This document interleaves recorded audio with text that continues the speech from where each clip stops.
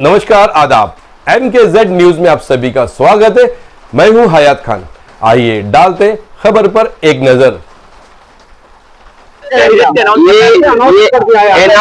Announcement इसलिए किया है कि यहाँ पर यही अच्छा काम कर रहे हैं। कम से कम हमारी पार्टी के लोगों की ताकत तो दिखाई दे। कल कोई बात हो कि पता लगे कि आपकी पार्टी नहीं है। जब चुनाव घोषित हुआ है, हमारी पार्टी मैदान में है और इस बार किसी तरह की देरी हम लोग नहीं करना चाहते हैं। चुनाव की तारीख हुई, चुनाव प्रचार में और जनता के बीच में हम लोग हैं। क्या दिल्ली की सरकार जाने के लिए? नहीं, देखिए, महाराष्ट्र की जाएगी तो दिल्ली की भी जाएगी। जैसे महाराष्ट्र की सरकार इन्होंने हत्या ली खोखे से, डरा करके और संस्थाओं से दबाव बनवा करके, तो जब महाराष्ट्र की जाएगी और दिल्ली की भी सरकार इनकी अपनी सरकार नहीं है, वो भी सहयोगी सरकार है। पता नहीं वो दो साथी कब चले जाएं या कब उनका साथ छोड़ दें। समाजवादी पार्टी ने 12 सीटें मांगी हैं, 2 विधायक हमारे हैं और हम वो लोग हैं जो कभी कभी कम सीटों पे भी संतुष्ट हो जाते हैं। कम से कम सम्मान की तरह जिस तरीके से समाजवादी लोग यहाँ तैयारी कर रहे हैं, इरशाद है।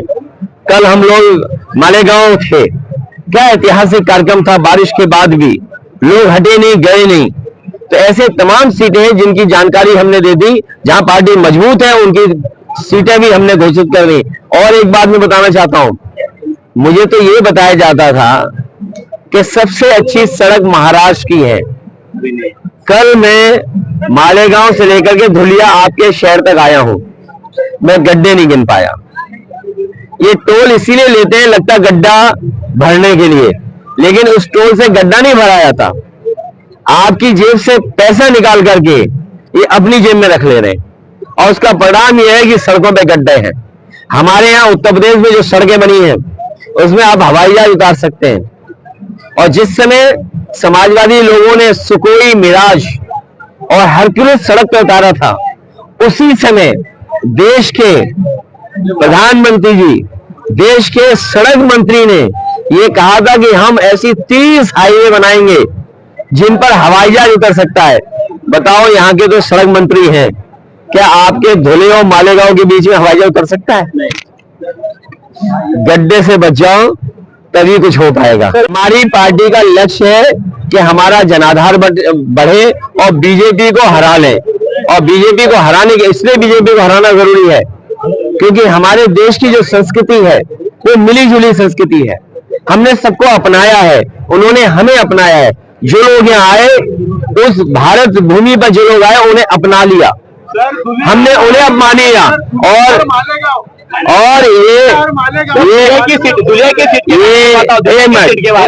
अरे जो भाई, महाराष्ट्र इसी से नारा दिया था, क्विट इंडिया।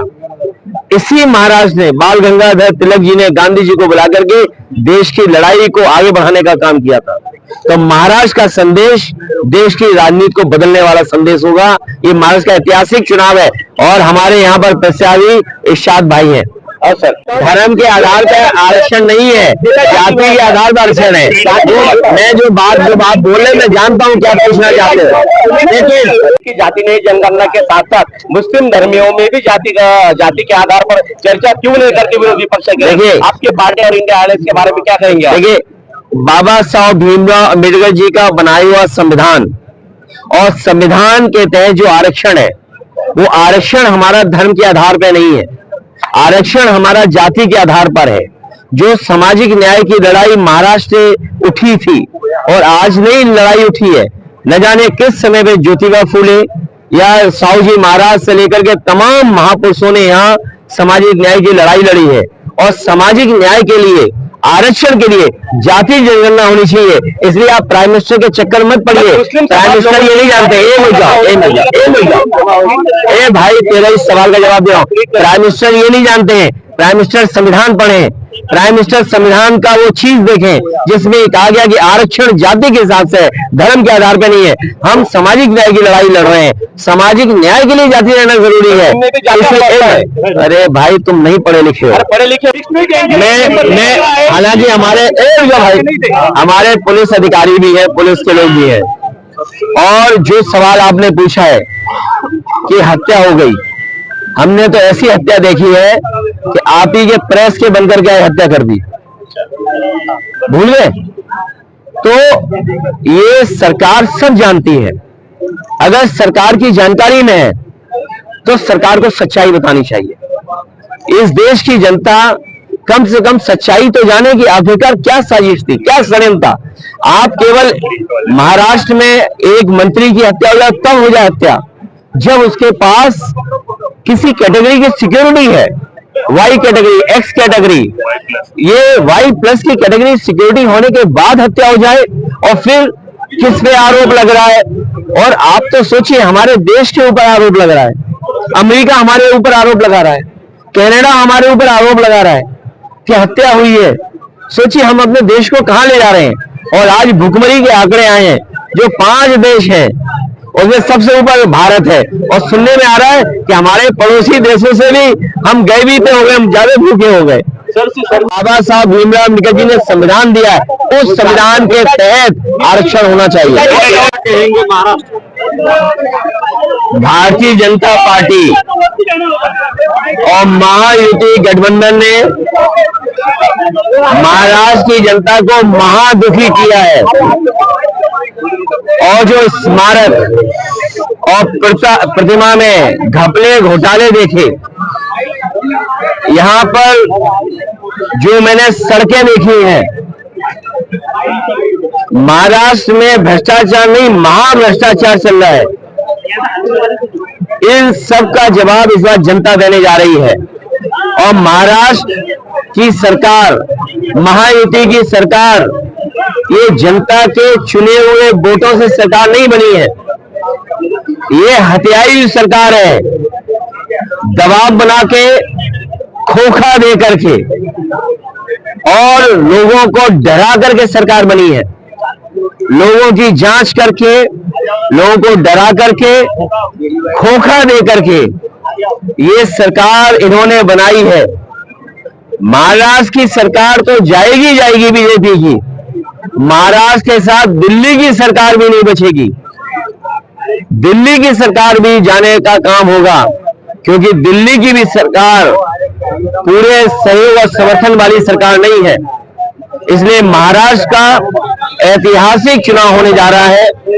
समाजवादी पार्टी का संगठन है, हमारी पार्टी के प्रदेश के अध्यक्ष अबू आसिम आजमी साहब पहले से विधायक रहे हैं, राज्यसभा मेंबर रहे हैं। हमारी पार्टी का रईस एक विधायक है, 2 विधायक हैं हमारे। और जहां जहां संगठन है, और आज हम इरशाद जागीरदार के कार्यक्रम में शामिल हुए हैं, ये लगातार जनता की सेवा कर रहे हैं, काम कर रहे हैं।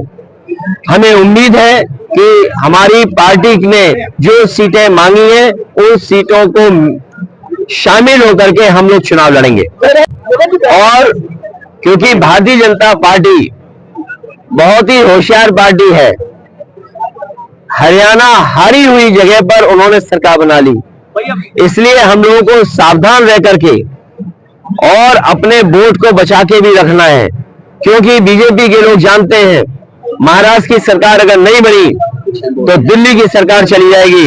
और महाराष्ट्र की सरकार इसलिए नहीं बनेगी क्योंकि महाराष्ट्र में लोग रोजगार और नौकरी करते थे, महाराष्ट्र में लोगों को रोजगार और नौकरी मिलती थी। आज महाराष्ट्र के कारखाने यहां से छीन करके गुजरात भेजे जा रहे हैं। जो प्रतिमा लगी थी छत्रपति शिवाजी महाराज को, न केवल महाराष्ट्र के लोग बल्कि पूरे देश के लोग उन्हें मानते हैं, पूजते हैं। हमारे उत्तर प्रदेश के लोग भी मानते हैं। सोचिए, उनके स्मारक में, उनकी प्रतिमा में ये घपले कर रहे हैं, तो महाराष्ट्र की जनता ये अपमान कभी स्वीकार नहीं करेगी। महाराष्ट्र की जनता इसको अपना सम्मान का चुनाव भी समझ रही है। इसी तरह की छोटी बड़ी खबरों को देखने के लिए हमारे चैनल को लाइक करें, शेयर करें और सब्सक्राइब करना ना भूलें।